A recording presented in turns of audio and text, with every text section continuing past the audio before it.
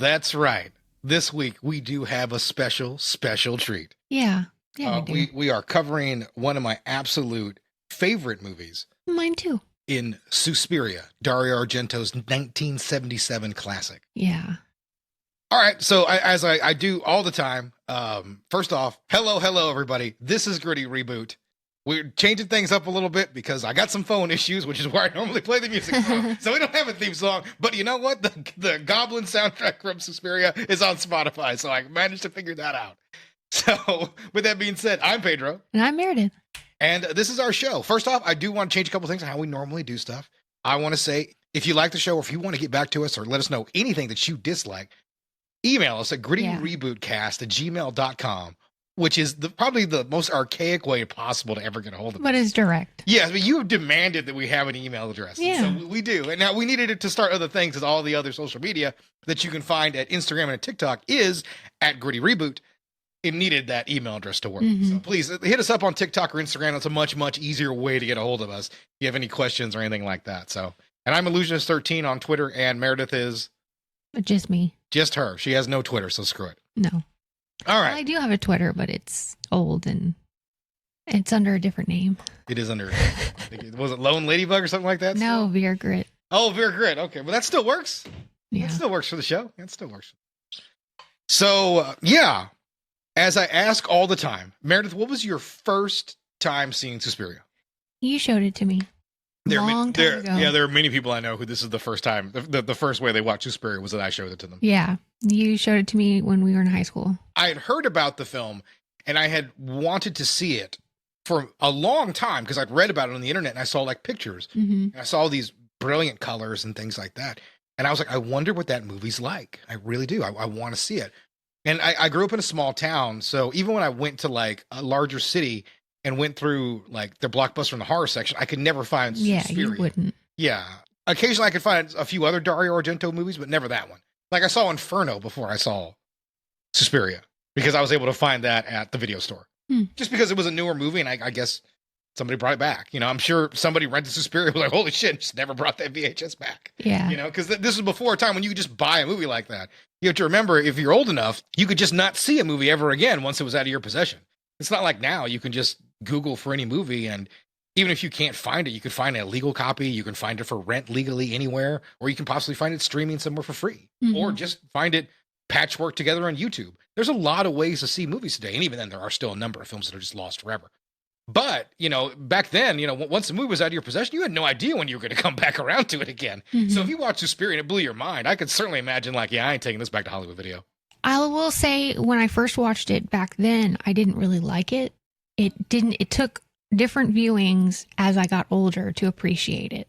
And now it's one of my favorite horror movies. Yeah, because it is sort of it's a niche thing. Well, it is very 70s and Italian. And by that, I mean, the story isn't very important.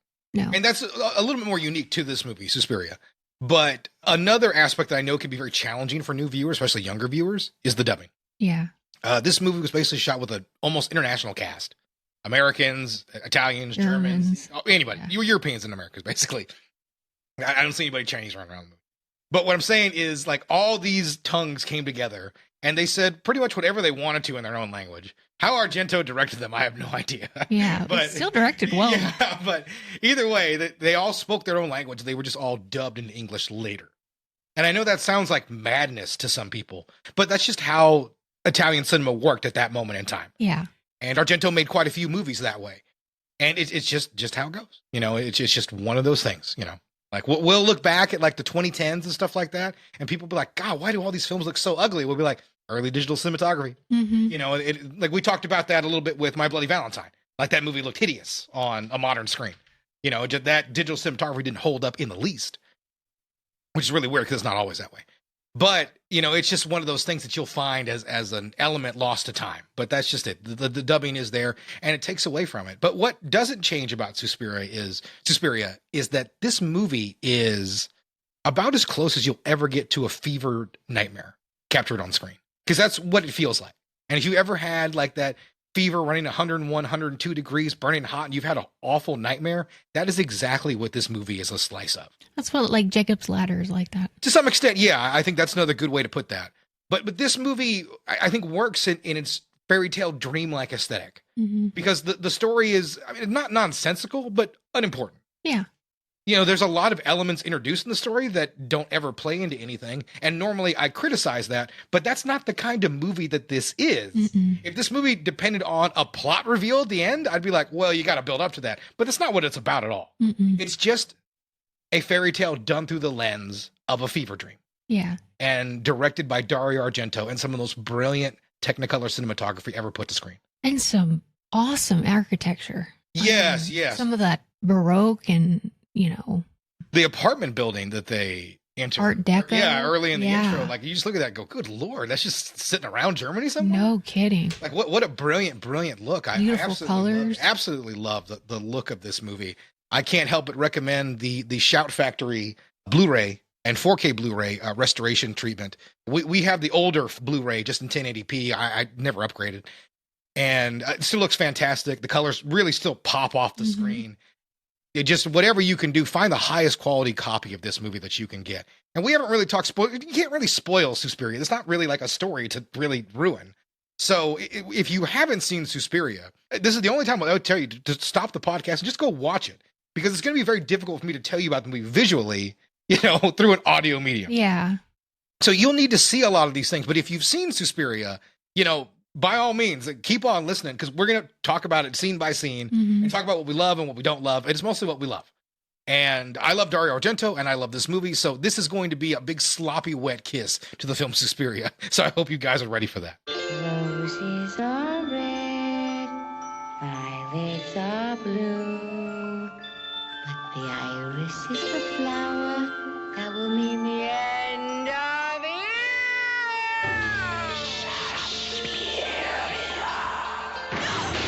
You can run from Suspiria.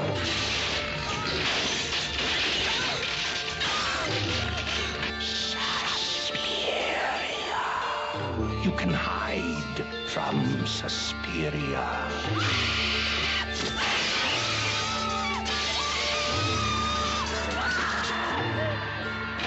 Suspiria. But you cannot escape. Suspiria. The only thing more terrifying than the last 12 minutes of Suspiria are the first 92.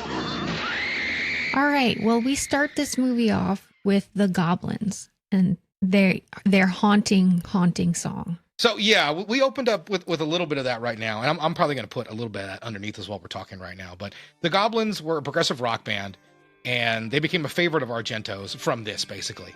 They, and they had another name. Goblins was basically their name for film scores, and they really knocked it out of the park with this strange soundtrack. 'Cause it is very odd. If you listen to this, you're like, this is a soundtrack to a horror movie. What is this? But it only works in the context of this film. Movie. Yeah, it only really works in the context of this film. Yeah, it's like they wrote it perfectly for this movie. Yeah. We hear the score and we see the credits. Yeah. We get a little information about Susie Bannion, and she's the main character here. She's heading to a ballet school. And this is unique because we get a little information via the narrator. Correct. Yeah. And how many times does the narrator show up after this? None. The narrator never appears again. He gives us some. I don't know if Argento was like, wait, I never introduced Susie. Shit. And it was like, you there, you speak English. Well, get in here. And just like put a microphone in front of his face and then say this. And he just offers just a little quick narration to set us up on the movie that Susie Bannion's an American student and she's going to what's the academy again? The Tame. Tame? Look that up in your notes. Yeah. There's already a lot of color added to the scenes. A deep hue of red as Susie exits the airport. She's trying to get a taxi. Yeah, and even like this shot, like they show her walking out and they have the colors washed up. But one of the things I like is there's this really ominous shot of the automatic doors opening and like these spikes that close the doors together. It's like whoosh, whoosh, whoosh, whoosh, as it comes in. Like there's already this ominous bit. And like Argento, as he has a unique gift for, found an incredibly interesting way to shoot that. And we roll right into the exterior, which is her trying to hail a cab during one of the worst rainstorms you'll ever see in Germany. Yeah, because you get her going through the airport. Everything's really calm and every day. And then she goes through those doors and it's like And then the music lightning begins. and thunder and Yeah. rain, and she's trying to get a taxi and she can't get a taxi until the last Because possible before, minute. the only element of the soundtrack we have is a little bit of the size and a bit of the bells. Yeah. Very light, though. And the second, whoosh, we start getting more elements of what we know as Suspiria soundtrack entering. Mm-hmm. The second. And that lets us know that Susie has entered the Suspiria. There's blues and reds on her face in the taxi. And it's the one thing that I love the most about these movies is the colors that Dario Argento uses. So right away, this is the last Technicolor film that was shot.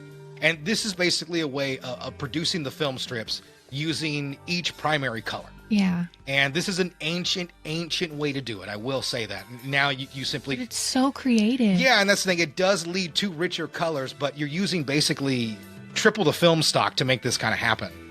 And you're using an archaic process to make the movie that's far more expensive than what they'd already established. Technicolor was on the way out, but it did lead to richer images, and this really was the last movie they shot that way. And I can't stress that enough. Once they were done with like the final cut of the movie, they literally got it off the printer and where they were at, they unplugged the machine and shipped it off to China immediately after they were done. It didn't even get a chance to cool down. That's how much this was the final Technicolor film. Yeah. And really anywhere. It continues to rain as the taxi goes towards its destination, and there it is, the red building where she will attend ballet classes. She tries to get into the building, but It's a brilliant red, by the way. Mm-hmm. Just ominous. It's very blood red. Yeah, like you just like, man, you couldn't believe they'd make a building that color. Yeah. But it's that striking a red. It really is. She tries to get into the building, but someone tells her to go away. So she gets back in her taxi. And then she sees the same woman that she saw in the door frame talking and running out into the rain. She sees her in the forest. Yeah, no, she doesn't hear anything, this woman. So she catches a few little Yeah. iris, secret. And she just really, like, it's dubbed very poorly. Yeah. It was one of the most poorly dubbed things in the entire film. But just for a reason you're not really supposed to be able to hear. But yeah, like you said, she's unable to get back into the campus. Mm-hmm. They throw her ass out. And so she has to run through. And there's a great shot of her running through the Black Forest. Yeah. That I love. Like she's, Ominous. Yeah, with the Suspiria, with the Goblin soundtrack playing, she's running through there. It reminds me of a lot of the shots in like Antichrist, when they walk through the forest and the fog and everything like that. Especially after Defoe's had his nuts crushed. Oh my God. We're never going to cover Antichrist, guys. No, it's too intense for this podcast. No, I mean I don't mind. Now, if we get like a bunch of people that come and say, hey, we really want you to cover Antichrist, yeah, we will. then we will. Yeah. I mean, I love the movie. I love it. Well, in a way, I do too, but oh my God. Yeah, but I love Requiem for a Dream as well. That doesn't mean I Yeah, can sit down for a beer and watch it on exactly. a Saturday afternoon. Exactly. Schindler's List is one of the finest movies I've ever seen. I've only seen it maybe 3 times. I've only seen it once. Yeah, I've only seen it 3 times. Once was for class. You know, once was for a film history class. I remember just like, I shouldn't have picked Schindler's List. That was my thought as I was watching it. I was like, I should have picked a different movie. This is a really heavy film to try to paper on. The same girl that was in the forest running ends up in an elevator and is talking to another woman who is basically letting her stay with her for the night. And she asks her, like, what's the matter with the academy? And she can't even form into words. Mm-mm. And so she's a little annoyed, but she's like, whatever, do your thing, you know? She's apparently been thrown out of the school. The girl is spooked by everything. She's very tense in this whole scene. Yeah, she really is terrified. Mm-hmm. Like, she does a very nice job communicating that physically with her body, not so much with her dubbed words. And then I wrote in my notes, the building Argento chose are beautiful. Yeah. This is where you get this Art Deco. Yeah, this is really, and this is probably the film's most famous kill. Mm-hmm. So this really is a thing of beauty, this entire location. The cinematography is beautiful. Where it's shot and how it's lit. She's looking out the window and she thinks she sees eyes. And then a big hairy arm grabs her and throws her through the window as her friend tries to get her help for her. So fun fact, this is Dario Argento. If you watch any film that Argento does, probably up until his late age, Argento is the killer. Mm. He's always the killer in his movies. Now, he is not the character of the killer, but anytime you see a kill being done, that's Argento's hand doing it. And that's no difference here. Even though I don't know if he had to have extra hair added to his body. God, I hope he did. So he shoots us in a way that really is fantastic. There's a great shot where he's pushing her head against the glass and like the blue wash and the red lighting behind her, like her face pressed against it, kind of piggish. Mm-hmm. You know, it's such, and she's absolutely terrified before like the hand pushes her face through the glass. She's stabbed twice and then once more.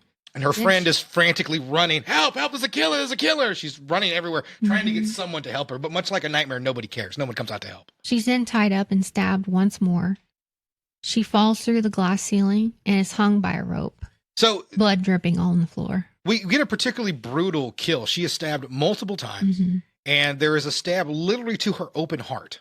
Yeah. They show her heart. Yeah, they show her heart beating. He stabs it and a little bit of blood comes out of it.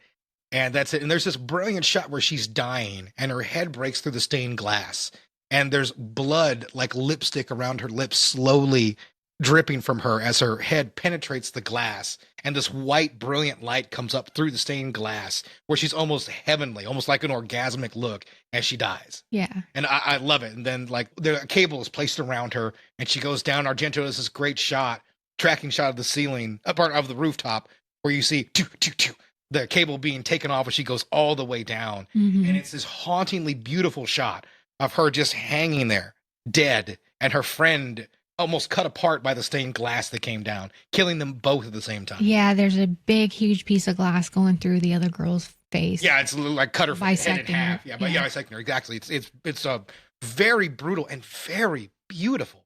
Yeah. Something Argento had a real skill for. This is a masterful shot. And I remember, and I talked about this a bit earlier, when I finally had the opportunity to watch the DVD, shout out to Anchor Bay, by the way, for bringing all of these cult movies I'd heard of for years on the internet and giving them great DVD transfers. So I was able to watch this movie, and I was initially weirded out by the soundtrack, and just like you were. I didn't know what I was watching. The dubbing was strange, and then this scene hit, and I think it immediately like, I got it. I know what this movie is, and I think I understood this is a nightmare straight through. A beautiful one, but a nightmare nonetheless. And this iconic scene's what really helped me realize it. I still love it to this day. The next scene is a blind man who I think his name is Samuel. It is, yeah. And his dog show up at the school. Susie also shows back up at the school, and she's able to get in this time. Yeah, they don't throw her out this time, thankfully. She meets the headmistress, which is Talon? It's Tanner, Madame Blanc. Madame Blanc. Madame Tanner, I'm sorry, Miss Tanner is who you're talking about. Madame Blanc is the one who runs the academy. The debutante. The debutante. Yeah. Okay. She tells Susie about the murder of a former student, how sad it is. The blue interior is really popping off the screen. Yeah, it really is almost like popping off. Yeah. It's really just that brilliant a blue color. There's some detectives there, right? Mm-hmm. And this is the least important part of the plot. Like Susie tells them the information she knows about the night before, but we will never see this detective plot line again. That's why this is not a Giallo movie. A Giallo movie is what Dario Argento was famous for. Do you know what Giallo means? I sure don't. It means yellow. And the reason they say yellow is because when you in Italy bought a murder mystery book that had some sex and violence in it, the covers were always yellow. So they just called Giallo books. And basically Argento adapted that style into cinema, and that form was known as Giallo movies. And they're basically a precursor to the slasher genre.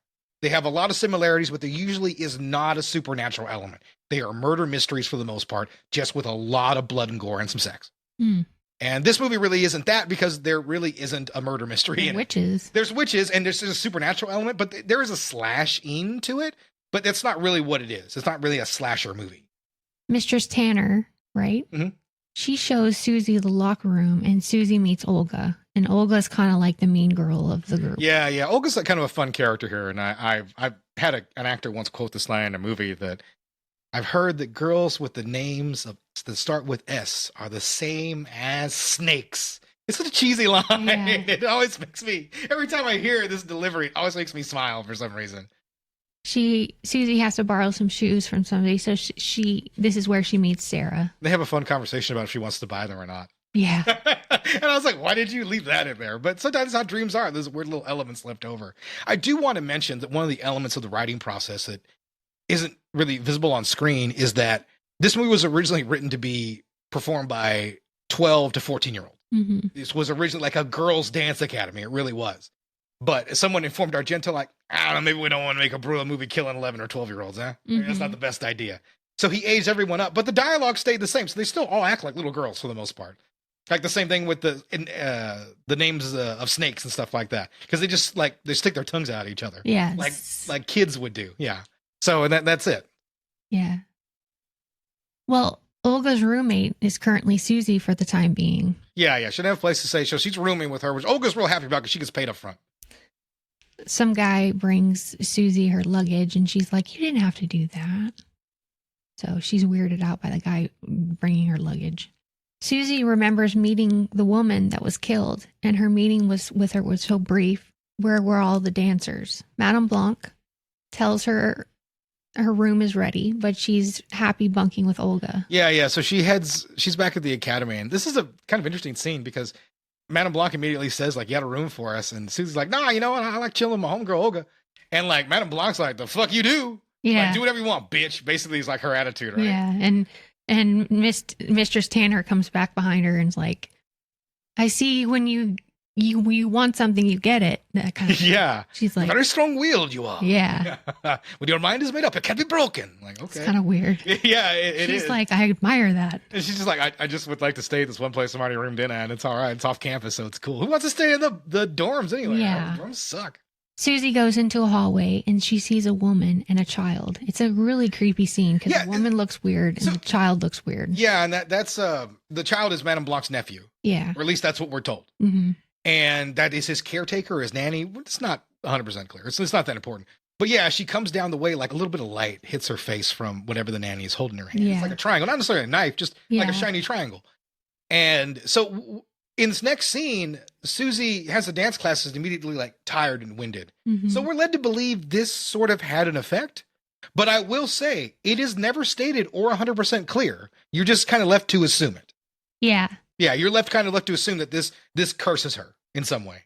We get the scene of them exercising for ballet, and Susie tells her she's weak, but the headmistress forces her to dance anyways.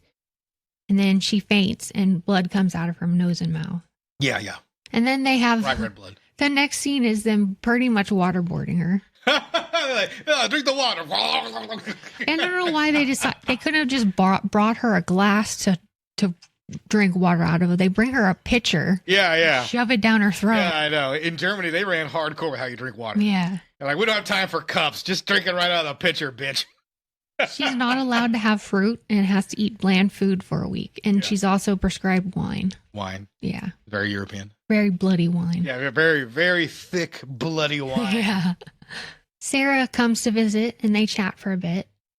And this is where she's combing her hair. And she notices something white in her hair, so she grabs it, and it's a maggot. And then she picks up the comb, and it's more maggots. And then she looks up, and it's maggots coming from the ceiling. So they've had a maggot infestation. So all the girls get out of their rooms and are freaked out from it. And the headmistress goes up and to the attic where she thinks the maggots are coming from, and she finds a crate full of meat. I guess. Yeah. I thought it was hard to cheeses. see. I thought it was cheeses or something like that. Either way, it's No, not because Madame Blanc, she talks about them getting a order of meat. Oh, okay. Spoiled meat or something. Okay, like yeah. that. I always thought it was. I thought she just said spoiled food. It's hard to tell what it is. Yeah, it really is. Like I would assume it's meat. Maybe there could be some cheese in it. It's bathed in blue light. Either way, it has spoiled and it's covered in maggots. And there's a great goblin sting right there as like everyone realizes that the maggots are up there. It's a great Yeah. scene. And yeah, I think it's really well done. Like how she walks in there with the maggots covering the floor. It's creepy. I like it. For the night, they decide to put some bunk beds together and some sheets up, and that's where the girls have to sleep. Which makes sense in a school setting. That's perfectly fine. When they turn out all the lights, there's this red tint to everything. So once again, this movie is bathed in this beautiful red. Yeah. There is this basically silhouette as they have these curtains around them. Mm-hmm. Creepy noises. Yeah, and then we hear some very loud snoring. Some wheezing and some yeah. some snoring. And that's when Sarah. I don't know what her name is. Jessica. Sarah and Susie have a conversation. And this is basically like now I will say that none of the plot elements really matter all that much. But they talk about the headmistress, right? Yeah. And as we hear her wheezing, she begins to tell this story about her, or what she's heard about the headmistress, Helena Marcos. Oh, the main. Helena Marcos. Yeah, Helena Marcos. We'll just call her that because I'm already calling Tanner headmistress. Yeah, Helena Marcos is who's in charge of everything. Yeah, they've been told that she's off traveling. Yeah. But Sarah's like, hey, I know that snoring. I've heard it before in the past. I know that's the. And this is intimately shot because those girls are like almost like making right out next to each other. Yeah, like faces really less than an inch apart. Yeah, it's the directress. That's what her name is. Okay. She thinks the directress is there behind the sheet. And then the blind man is back, and Samuel, he ties up his dog outside of the ballet house. And the weird woman, the boys seem to attack the dog off screen. Yeah. There is some indication that he has been like assaulted or something happened cursed to in him. some way. Once again, it's not very clear, but that's not the kind of movie this is. Then the headmistress storms into the dance hall where Samuel is playing. I mean, like for all the girls, storms in there, yelling at him that his dog bit a child. And she basically forces him out. And they have a confrontation and he just gets his ass tossed. Yeah. It's pretty embarrassing for that guy. At least that's the way they shot it. Yeah. It's not a great moment for him. He gets fired because his dog, CNI dogs are usually pretty well trained. I don't know how things were in the 70s, but it seems unlikely. Obviously that there's some sort of spell action going on since they want him out. Yeah. And then we're back with Susie, and she's drinking her wine, and she all of a sudden gets really sleepy. And Sarah comes to visit. And Sarah is plotting. She's counting footsteps of all the administration. She smells something is off at the school. Meanwhile, Susie's just passed out. Yeah, Susie is like, the second this gets to her, I mean, it's like she's been roofied. She's just out cold. She can't make any sense of it. Because the last thing she hears is her talk about the witches, right? Mm-hmm. And like and Susie's out. And it puts this character now into the forefront. And she has like her own thing, like her own world of like solving this mystery, right? Yeah. And we don't get to find out anything about it. Because she talks about her notes, right? Yeah. And all this other stuff. Like none of that. She's like, I'm going to go. I want to show you my notes. And none of this comes into play in the plot at all. No. It's just not important. Yeah. But I do want to mention she is there actively trying to investigate this whole thing. And she wants Susie's help, and Susie can't stay awake. We're back with Samuel and his dog. And then music starts up. So we know something bad's going to happen. Yeah. He was out chilling that night, right? He went to a bar. Yeah. Having a good time. And he comes back, and like I said, we do hear the music, so we know it's coming. And there's this beautiful, wide shot. We have this open square that's just lit by a few lights, and somehow it's this big open space, but it's claustrophobic because of the darkness and what he can't see. And he can't see anything. Yeah, he's blind. And it works to our favor because when the music begins, he kind of starts to turn around and wonder what's going on. Like there's something close. And we can see that there isn't. Because the dog starts going nuts as well. Yeah. And he's just really confused trying to figure out where it was. He can tell that there's nobody there, but, he can feel that there is something. Some good dog acting. Yeah, I think so too. The music dies down, and then the dog takes a bite out of his neck. Yeah, killing him instantly. Yeah, the dog attacks him, rips out his throat. Mm-hmm. You can see the dog chewing on it, laughter. So yeah, you would assume the dog is possessed by whatever it is. Once again, we never find out what this killing force is. Yeah, I wonder what the dog was eating, because he's eating what supposedly is the Samuel's neck. I'm assuming just some beef probably tied into that. It was really well done. Oh yeah, because he's chewing on that. Yeah, like, the dog's really going into it. Yeah, good dog acting, like I said. Yeah, I think surprisingly, something you might necessarily not expect from this movie, but really just incredibly solid acting from the dog. The next day, all the girls are talking about Samuel's death by dog. Death by dog. Susie talks about Madame Blanc. Sarah and Susie talk as they swim, and there's this beautiful shot of them swimming. And I know... This pool really is just fantastic, yeah. I know from reading some of the trivia on this movie, Dario Argento wanted them to swim very slowly. They do. They swim very, very slowly. So that they didn't put any ripples in the water. Yeah, that was the direction. I saw Jessica Harper get to talk about this, actually. Yeah. And they would do a take. No, slower. That'd be like the only direction. So if you watch it, they are barely moving in this water, and it looks a little strange, but But it's beautiful it shot. does, yeah, it really is. Like the water doesn't move; it feels like a painting. Yeah. That they're trapped on Yeah. to some extent. It does provide an incredibly intriguing look, so it worked. And the strangeness of how they move is sort of dreamlike in another way. Maybe not intentional, maybe it was intentional. I don't know, but it really does work. They talk as they swim. They discuss more of the details of what's going on with Yeah. with the staff. I just wrote, it's just brilliant blue popping off the screen. Yeah, it really is. Shows you the real true beauty of film. This is one of the things that is nice. You know, we watch a lot of movies on our projector and we have 4K, and you really can tell a lot of these 35 millimeter movies look excellent transferred. And I think they look almost better than the newer movies to some extent. Yeah. They really have a great look, because that 35 millimeter, you really can, scan that as much as you want. I'm sure once we get to 16 or the 32K or whatever, then maybe it might not hold up as well, but it does look fantastic today. Sarah's going, this is where Sarah tells Susie that she's going to give her some notes, but they have I combined the two scenes earlier. I apologize. Yeah, it happens sometimes. There's not a lot of plot in the movie, so sometimes characters kind of talk about inane things. Susie's out of it again, and Sarah, they're very similar. Susie's, a white girl drunk again. Yeah. Sarah asks if she knows anything about witches. Witches. There's a green hue surrounding her. Yeah. The colors change immediately. Like before, there was just a conversation about it. Now there's some danger. Yeah. You can tell the witches are aware of what she's trying to do, and she's in real trouble. So Sarah starts freaking out. She leaves, but somebody comes into Susie's room. You see a shot of the door opening. Sarah runs around the halls. She's in a very blue attic. Yeah, she went from into the green room, then you had the red hallway, correct? And then she goes into the blue attic. She hears some weird breathing, which, I think is a great geographical way to describe something in different colors. Yeah, I think so too. We talked about a little bit about this in The Hunt for Red October. Yeah. It's how it was very easy to tell where you were, because each submarine had Jan de Bont was the DP. He set up each one to have a different color. So when you cut there and you see red, you're in the Russian sub. When you see blue, you're in the American sub. From one shot, that's what you need to get across. We talk about this a lot with the Transformers movies, when they're just CG metal clanging against each other. I don't know who the fuck they are. They're all gray and gunmetal gray. Who cares, right?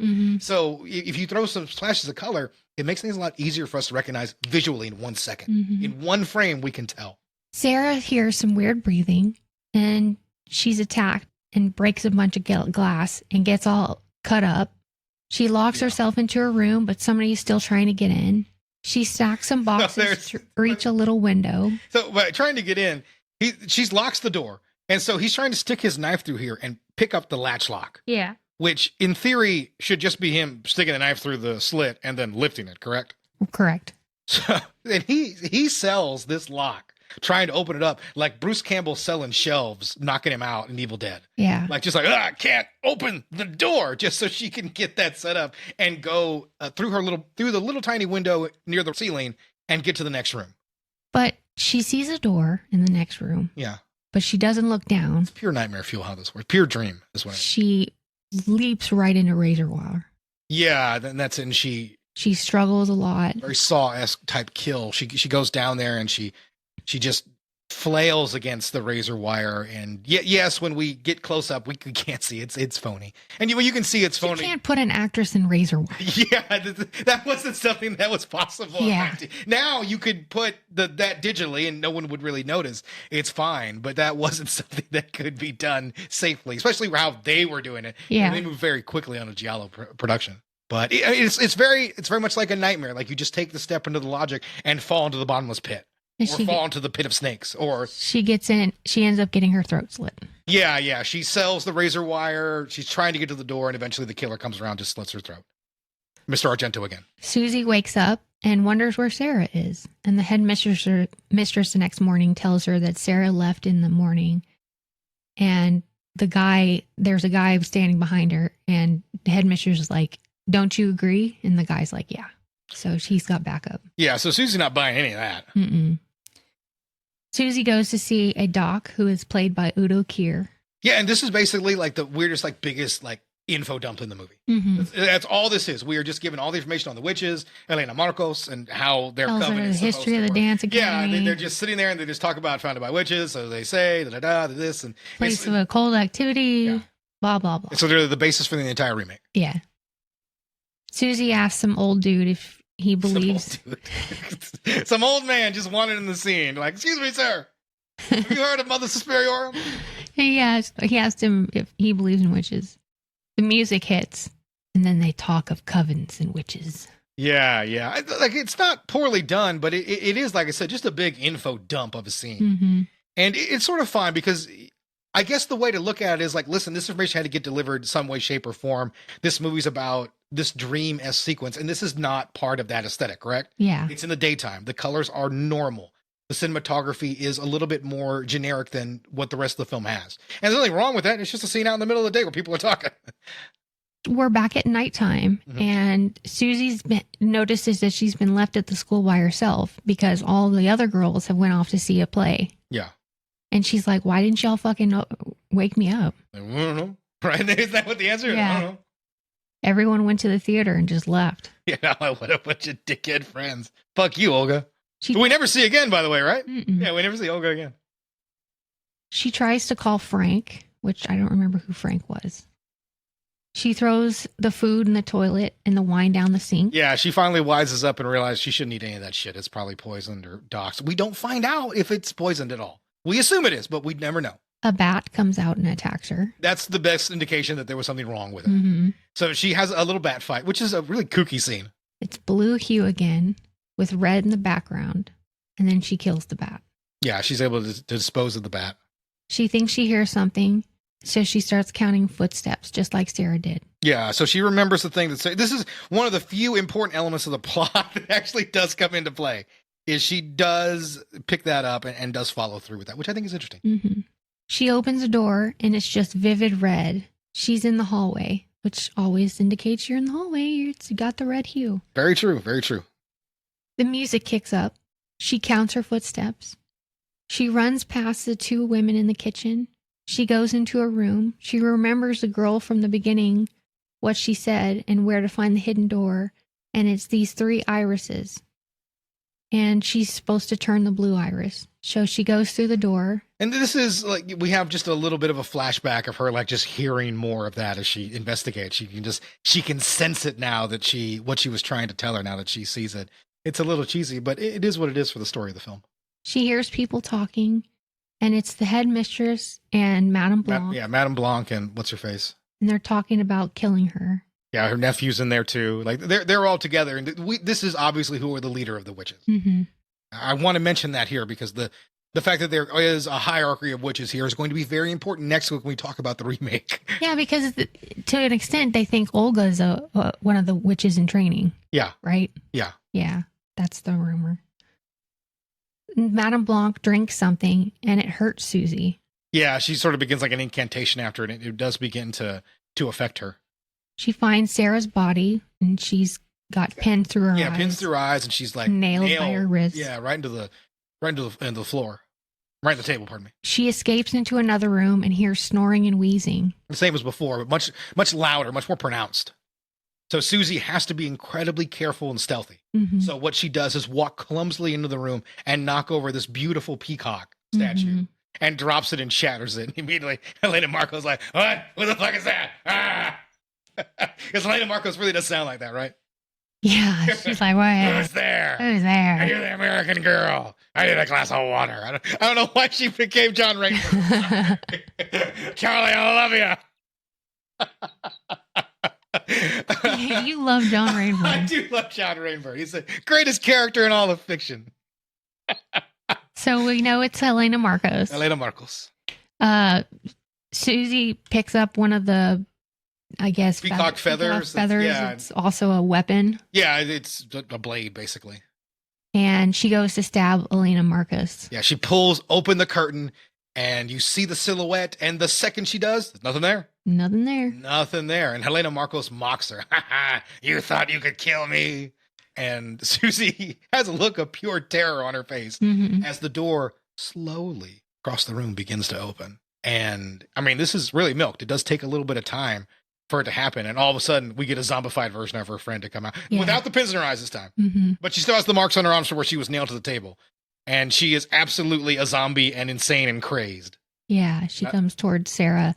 I mean, Susie. Sarah comes towards Susie. Sarah comes towards Susie, and like she's just terrified. See, there's the iconic shot that's on the poster, and that's her holding the peacock feather blade while terrified that Sarah's going to kill her. She starts to see Helena Marcos's figure. Yeah, and that silhouette of her figure. Exactly. She's terrified, looking back and forth between where Helena's supposed to be at, and the lightning hits, and she sees the most 70s-esque silhouette that there's ever been. Yeah. And she's just like, oh, fuck it, and stabs right into the silhouette.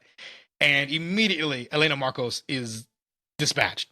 She stabbed through the throat. She is seen. She howls. She grimes. She's an old crone. Her skin decrepit and aged. Careful now. Don't headbutt the mic. I know you're excited. But, and then she sees all this. Sarah immediately like fades away in like the cheesiest like video fade ever. Yeah. Like, oh.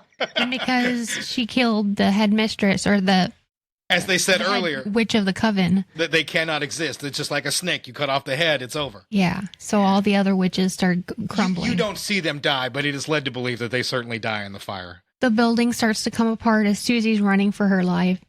She runs down the hallway and stairs and out into the rain.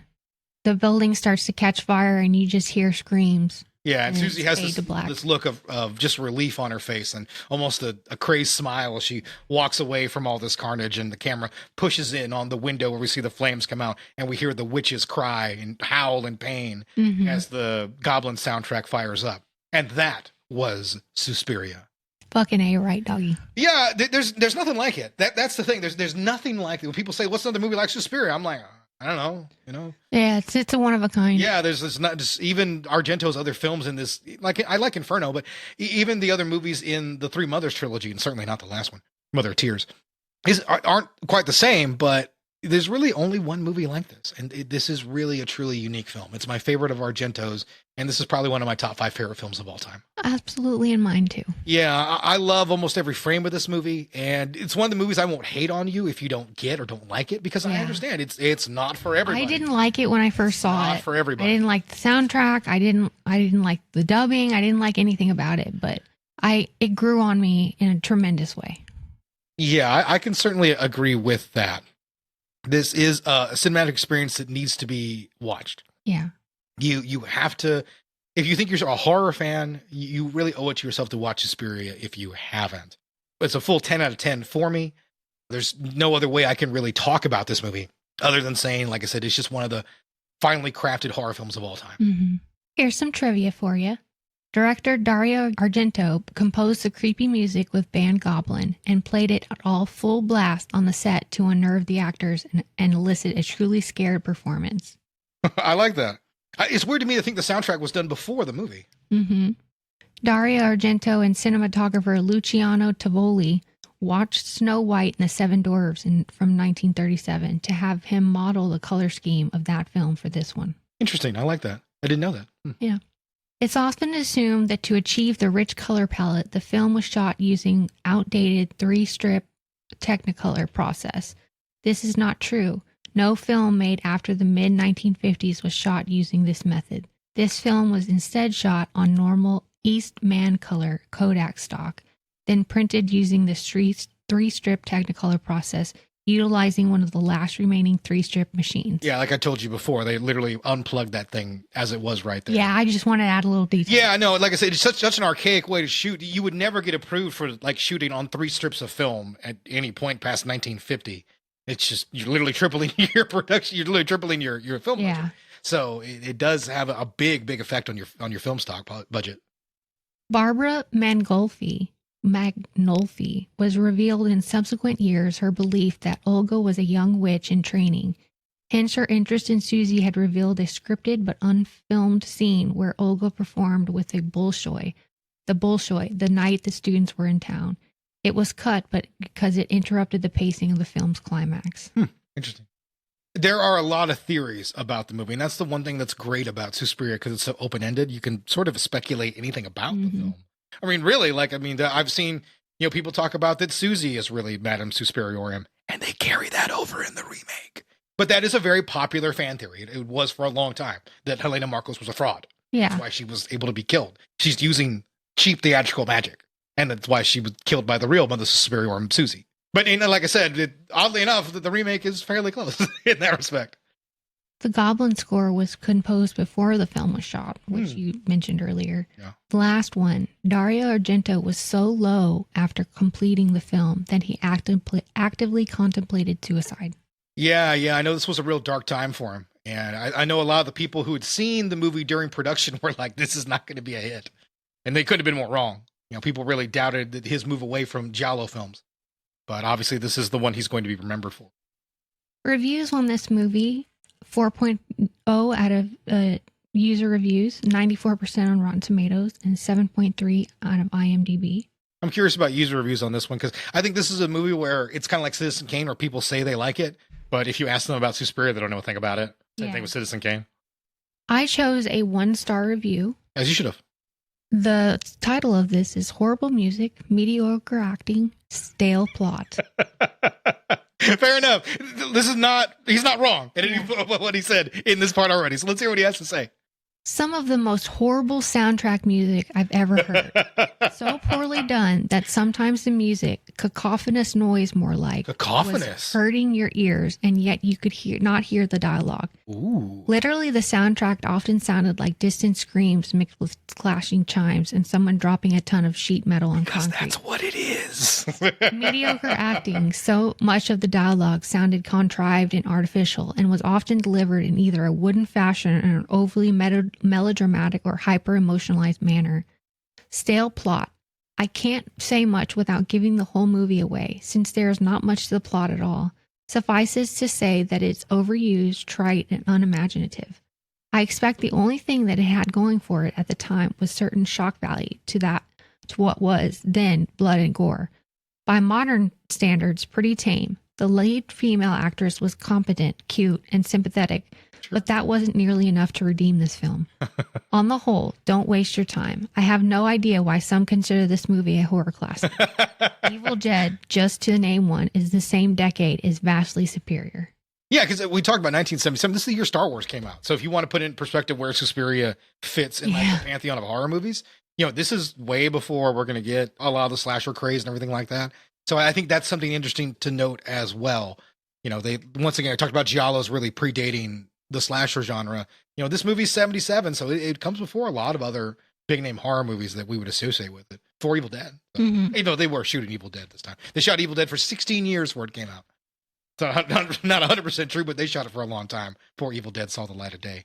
Sadly, this is one of the movies. And by the way, on if you go to the Roger Ebert subreddit, this is like one of the top movies they feel bad he never talked about. Yeah. He never talked about Argento. I think he would have liked it. I don't know, to be perfectly honest. Yeah. I that's the one thing, Suspiria is such a divisive kind of movie for a lot of critics like that. A lot of critics felt a lot like he did. Mm-hmm. It's like, what is this? Some people just weren't going to see it. And remember, 1977, you're only going to see a film once in the theater, and that was it. I got to hear, I don't really care for him, but it's a good story. Like Woody Allen talk about seeing 2001. And he was just like, well, that was shit, as he walked out of the theater. And that was the consensus at the time. And, he just was like, well, I won't have to worry about seeing it. And then he went back to LA to, I guess do some film stuff out there, talk to people. And he had a girlfriend out there who I'm pretty sure was probably underage. And she said, hey, we've got to go see this new picture, 2001. He's like, oh, I don't want to see that. It's stupid. I saw it the one time. I don't ever need to see it again, because that's how people felt at that time and era. And he went to go see it, and then it just dawned on him. Well, yeah. Midway through the take, he's like, oh, my God, it's brilliant. It's a different kind of film. And it's one of those things. I'm sure there's a lot of people who saw this movie in the 70s and just were like, what the fuck was that? Yeah. And dismissed it and never thought about it I another can time understand again. it. So that's why, like I said, I don't have any really ill will towards anyone who doesn't like this movie. It's not like if we're talking about Galaxy Quest and you don't like it, I'm like, do you not have a soul? Yeah. Certain movies like that, I'm like, what do you mean you don't like that movie? The movie's great. Like I had one guy who hated Guardians of the Galaxy. I'm like, that's a crowd pleaser. How can you not like that movie? Yeah, but I mean, to each his own, I suppose. But this is one I can certainly understand being divisive. I didn't like Endgame. Yeah, that's right. You didn't like Endgame. Yeah, you hated Endgame. And I didn't like one of the Star Wars movies that everybody liked. The one where nobody liked that one. Luke Jedi. Yeah. Yeah, nobody liked that one. I mean, I like it, but nobody else did. Oh, okay. I mean, I don't love it, but I do like it. I thought it was bold filmmaking. Yeah, come at me, bitch. I think, you know what? I think The Last Jedi is the third best Star Wars movie. Ugh. Yeah. Empire, the original, and then that one. Because it's better than Jedi. It's better than all the prequels. And it's the best of the sequels. What's a better movie than that one? You could maybe make the case for Return of the Jedi, but I think it's a stronger film than Return. I do. That's my hot take. Wow. Shots Hot takes fired. all over. Shots fired. Yeah, you're gonna get us canceled. No, I mean, I don't think it's an amazing movie, but good Lord, people hate on that film like no tomorrow. At least Rise of Skywalker came out to be the most hated movie in the franchise after that. Yeah. But with that being said, as we're going to talk about movies that are divisive, next week we're going to cover this remake. And I can tell you right now, it's already divisive in this room because Meredith did not care for it, and I thought it was quite brilliant. And none of us are wrong. I want to say that right now because I can certainly understand her perspective, and I think you can understand the way I look at it and how I appreciate it. So next week will be a wet, loving kiss to Suspiria like this week was. Next week we'll have a lot to talk about, and we've got about an hour here about Suspiria. We may go longer next week about this remake because it is a remake that is close in tone. I mean, it's close in spirit to the original with story, but it is not close to it in the way it is. It more done. walks beside it. Yeah, like the story elements are oddly very similar. Very, very similar. And the character names are almost the same. But it is a different movie. And that's the reason why I like it. And it's probably the reason why you hate it. But we'll get into that next week. And sadly, we also will not have Ebert again with us again. No. In 2018, Ebert was very much dead and was not able to review the movie. All right. Well, With that being said, we don't need to do social media. We already did that. yeah. You don't have one. So fuck social media. So with that, we're out, guys. That's it. Yeah. Have a good one. Yeah. Enjoy Suspiria.